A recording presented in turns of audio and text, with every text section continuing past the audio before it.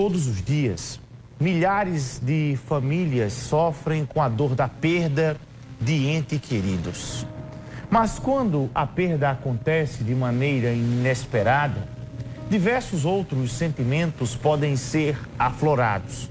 Nós vamos conferir agora numa reportagem especial e emocionante do Cabrini da Paraíba, Jair Marci Andrade, sobre esse assunto.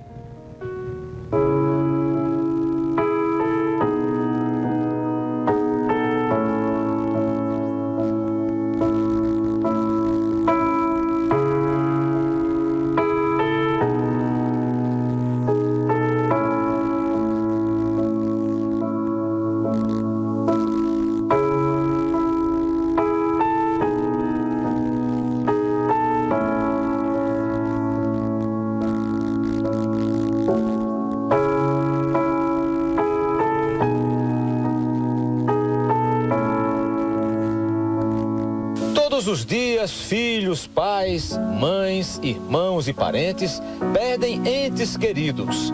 São mortes em consequência de doenças, acidentes e violência. Só no trânsito, os acidentes são responsáveis por mais de 33 mil mortes por ano no Brasil. Além dessas mortes do trânsito, segundo o Fórum Brasileiro de Segurança Pública, só no ano passado, quase 41 mil brasileiros foram vítimas de mortes violentas. E esse número, segundo o Fórum, é o menor dos últimos anos. Teve uma queda de 1%.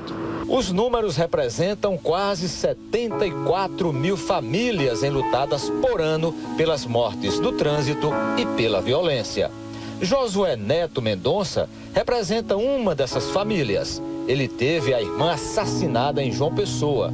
A nutricionista Priscila Vanessa foi morta dentro de casa pelo companheiro. O acusado foi condenado a 16 anos de prisão. Para o irmão da vítima, a dor e o luto nunca vão sair da vida dele e da família. É uma dor que toda vez que tem datas comemorativas, certo? A gente vai lembrar dela de todo jeito. O aniversário dela. Aniversário dela, aniversário do meu pai, dia dos pais, certo? Que agora sempre se juntavam, né? Sempre. Agora só ficou eu, né? Então a família agora é meu pai, minha mãe e eu. Antes era nós quatro. Sempre ela tá na vida da gente. A gente sabe que ela seguiu o juízo, né? A gente crê que tá ao lado do pai, né? E o conforto é esse da gente. Mas a saudade a gente sempre sente.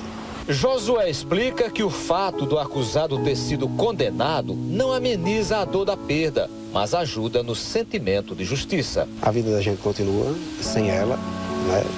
O fato dele ser condenado ou não trouxe ela de volta, mas saiu um fardo das costas da gente, porque para a sociedade ela tinha tirado a vida dela. Então a gente quis provar, né? A perícia provou que não foi isso. Então saiu aquele fardo e tipo assim, a gente limpou o nome dela, entendeu?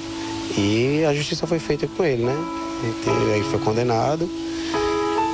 Mas assim, a saudade ainda permanece. Essa psicóloga explica que a perda de um ente querido por assassinato provoca um sofrimento ainda maior para a família.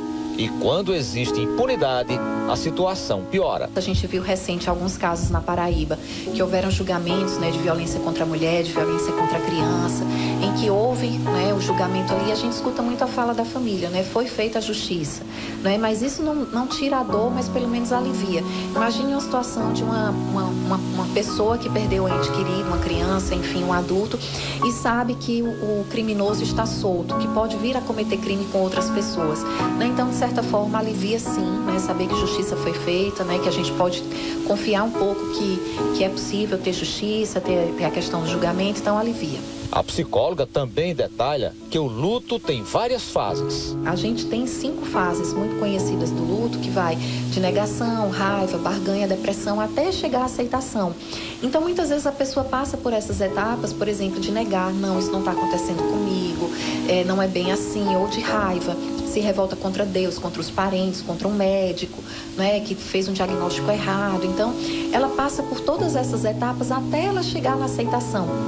Então, o tempo é subjetivo para cada pessoa.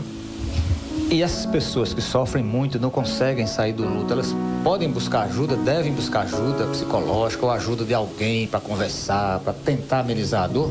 É muito importante buscar ajuda, porque é interessante que a pessoa tenha uma rede de apoio social, que sejam parentes, amigos, aquelas pessoas que possam dar um suporte emocional, mas muitas vezes essa pessoa entra em disfunção, ou seja, ela não consegue mais trabalhar, ela não consegue mais fazer as coisas de casa que ela fazia antes, ela não consegue se relacionar, então ela precisa muitas vezes desse apoio psicológico, né, de psicoterapia, para ela poder se reencontrar e voltar a um eixo de funcionamento que ela tinha antes, um equilíbrio ali, uma homeostase, para poder voltar a funcionar.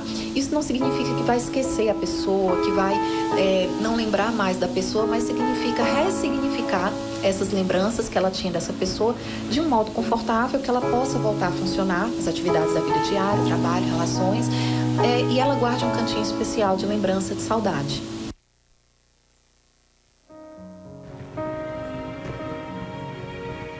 Germaci Andrade, como sempre, emocionando nas suas matérias, trazendo sempre bons conteúdos nesse dia em que nós estamos falando sobre as celebrações de finados, movimentação